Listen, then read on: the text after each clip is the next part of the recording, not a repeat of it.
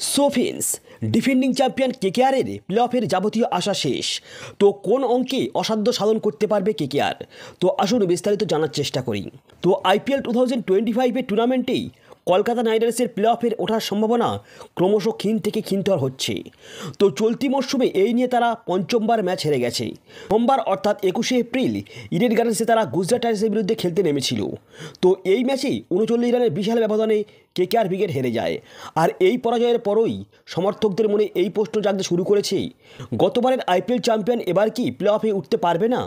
তো পাঞ্জাব কিংসের বিরুদ্ধে হারের পরই লজ্জার মাথা খেয়েছিল নাইট ব্রিগেড। তো আইপিএল ইতিহাসের সর্বনিম্ন রান তাড়া করেই তারা জিততে পারেনি। তো এই পরিস্থিতিতে আশা করা হয়েছিল যে ঘরের মাঠে হয়তো কিছুটা হলেও সেই সম্মান পুনরুদ্ধার করতে পারবে অজিঙ্ক্য রাহানের দল। আর সেই আশাতেই টসে জিতে প্রথমে বোলিং করার সিদ্ধান্ত নেয় কেকেআর ক্যাপ্টেন। তো এরপর গুজরাট টাইটান্সের দুই ওপেনার শুভমান গিল 55 বলেই 90 রানের একটি বিধ্বংসী ইনিংস খেলেন এবং সাই সুদর্শন 36 বলেই 52 রান করেন। তো নাইট বোলারদের কার্যত দুর্বশ করতে শুরু করেন তারা। তো জোড়া হাফ সেঞ্চুরির দৌলতেই ওপেনিং পার্টনারশিপে গুজরাট টাইটান্স 114 রান তুলে ফেলে। তো এরপর ফিনিশিং টাচ দেন জস বাটলার, তিনি মাত্র 23 বলে 41 রান করেন। তো এবার আমরা দেখে নেব কীভাবে প্লে অফের যোগ্যতা অর্জন করতে পারবে কেকেআর। তো এই টুর্নামেন্টের শুরুর আগেই অনেকেই আশা করেছিলেন যে আইপিএল টুর্নামেন্টের তৃতীয় দল হিসেবেই কলকাতা নাইট রাইডার্স হয়তো টাইটেল ডিফেন্স করতে পারবে। কিন্তু আপাতত যা অবস্থা তাতেই অজিঙ্ক্য রাহানের দল আদৌ প্লে অফে যোগ্যতা অর্জন করতে পারবে কি না তা নিয়ে প্রশ্ন উঠতে শুরু করেছে। তো কলকাতার হাতে বাকি রয়েছে আর মাত্র 6টি ম্যাচ। তো এর মধ্যে যদি তারা একটার বেশি ম্যাচ হারে তাহলেই এই টুর্নামেন্ট থেকে ছিটকে যাবে। তো সাধারণত আইপিএল টুর্নামেন্টে প্লে অফের যোগ্যতা অর্জন করার জন্য 16 পয়েন্ট প্রয়োজন।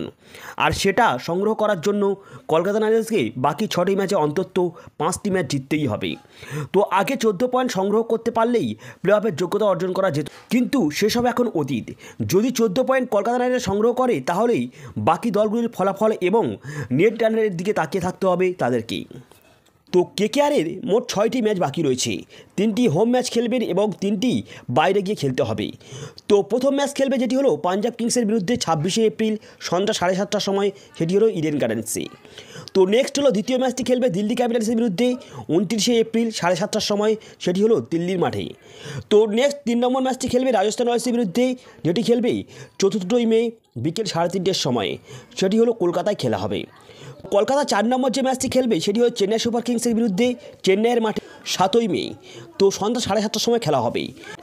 নেক্সট 10 তারিখে খেলবে সানরাইজ হায়দ্রাবাদের বিরুদ্ধে। অ্যাট লাস্ট হচ্ছে ব্যাঙ্গালোরের বিরুদ্ধে 17ই মে, যেটি হবে ব্যাঙ্গালোরের মাঠে খেলা হবে সন্ধ্যা 7:30টার সময়।